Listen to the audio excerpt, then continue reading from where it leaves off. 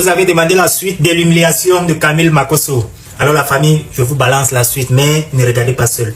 Partagez, commentez, likez et n'oubliez pas de vous abonner. Alors regardez ensemble la suite. On s'est compris. Chani, un petit voleur, tu prends 100 francs dans la main des élèves. Quand tu as venu dire non, le ministre de l'Intérieur du Bénin est allé payer plus de 1000 $. Un pasteur de son état. Quel pasteur? Mais c'est un terroriste sur tous les plans, Makosso. C'est un bandit, un pilleur, un menteur, un violeur, un tueur.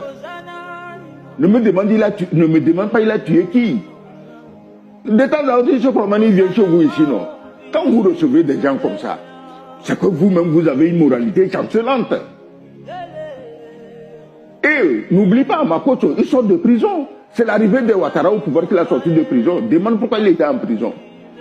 Aujourd'hui, il fait le surzèle parce qu'il sait qu'en cas de changement, sa place est à la Mata. Je le comprends sur ce point. Personne ne veut aller en prison. Mais il n'a qu'à, quand il soutient un chef d'État, fais-le avec intelligence.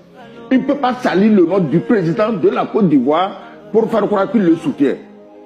Est-ce que Ouattara, avec tous les moyens que la Côte d'Ivoire a besoin d'un communicant aussi idiot?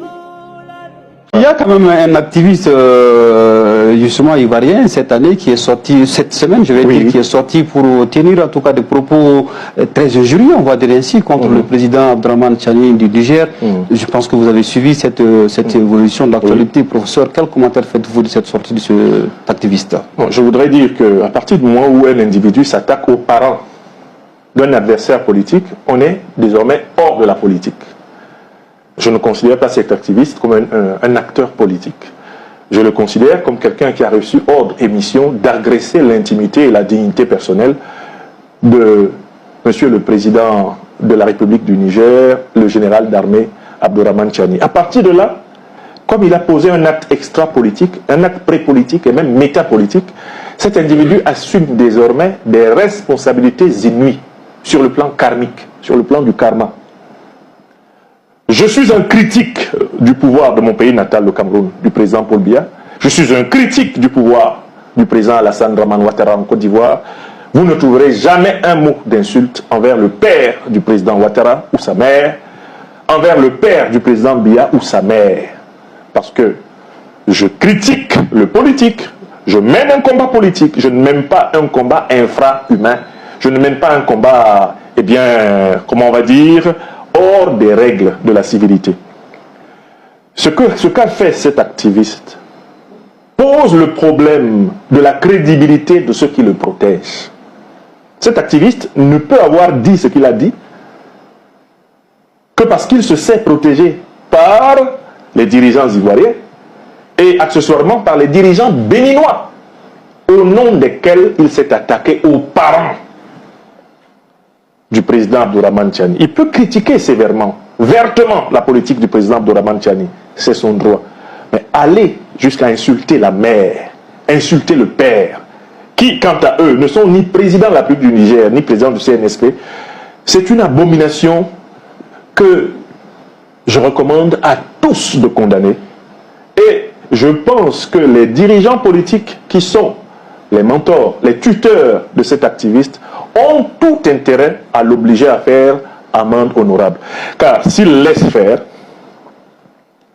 cela leur arrivera nécessairement, pas par ma bouche, parce que moi, les parents de mes adversaires politiques sont innocents.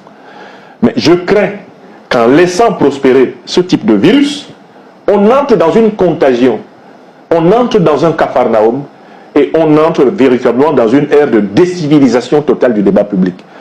C'est quelque chose d'intolérable, c'est quelque chose d'inacceptable, d'inadmissible. Nous devons simplement veiller à ce que le combat politique demeure politique. C'est très, très grave. Les propos de Makosso ont choqué tout le monde après ses paroles jugées insultantes envers le président du Niger. Une sortie brutale, choquante et très mal perçue, qui a provoqué une vague d'indignation sur les réseaux sociaux. Plusieurs observateurs, comme Niamsi et Sogouyou, n'ont pas hésité à condamner fermement cette sortie, soulignant qu'un leader d'opinion doit mesurer ses mots et rappelant que ces déclarations ont sérieusement terni l'image et la crédibilité de Makosso. Face à l'ampleur de la polémique et à la pression grandissante, Makosso est finalement sorti de son silence, visiblement touché et conscient de la gravité de ses propos.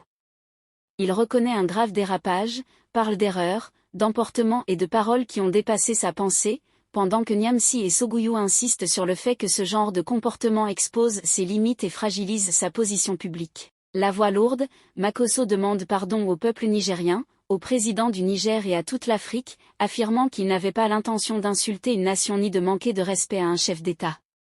Il appelle au pardon, à l'apaisement et à l'unité africaine. Mais, malgré cette tentative de rattrapage, certains estiment que les critiques de Niamsi et Sogouyou reflètent le sentiment général selon lequel ces paroles ont profondément choqué et blessé. Une affaire qui continue de diviser l'opinion entre ceux qui jugent ces excuses sincères et ceux qui pensent que les dégâts sont déjà faits.